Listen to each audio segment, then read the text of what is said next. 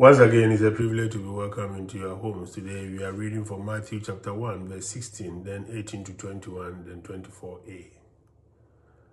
Jacob was the father of Joseph, the husband of Mary. Of her was born Jesus, who is called the Christ. Now, this is how the birth of Jesus Christ came about. When his mother Mary was betrothed to Joseph, but before they lived together, she was found with child through the Holy Spirit. Joseph, her husband, since he was a righteous man, yet unwilling to expose her to shame, decided to divorce her quietly. Such was his intention when, behold, the angel of the Lord appeared to him in a dream and said, Joseph, son of David, do not be afraid to take Mary, your wife, into your home.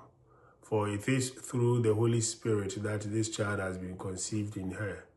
She will bear a son, and you are to name him Jesus, because he will save his people from their sins. When Joseph awoke, he did as the angel of the Lord had commanded him and took his wife into his home. Joseph is referred to as a man of honor. In today's terms, he was a decent man. In the complex situations of life, he tried to do the right thing, what he believed God wanted of him. Mary's unexplained pregnancy left this young man in a very difficult situation, presuming that her pregnancy indicated she had been unfaithful to him. Joseph found himself torn between what he understood God's law required him to do, viz. divorce Mary, and his own affectionate feelings for her. In this confusing situation, the gospel reading tells us that Joseph received guidance from the Lord, guidance he promptly followed. The difficult situation in which Joseph found himself is not unlike the kind of situations in which many of us find ourselves from time to time. In so many of life's situations, the best way forward is not always immediately clear. Like Joseph in the gospel reading, we can be torn between what our head is telling us and what our heart is saying to us. The course of action we might initially decide to take does not always turn out to be the right option, just as the path that Joseph originally intended to take was not the one that the Lord was asking him to take.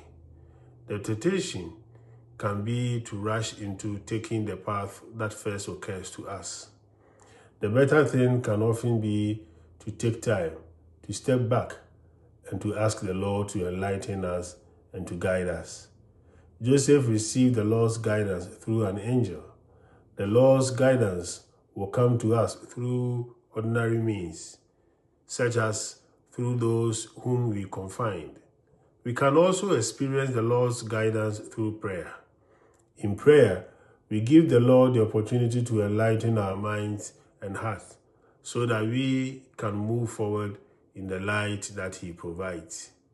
Dear friends, Joseph is presented in the gospel as someone who was completely open to the Lord's guidance.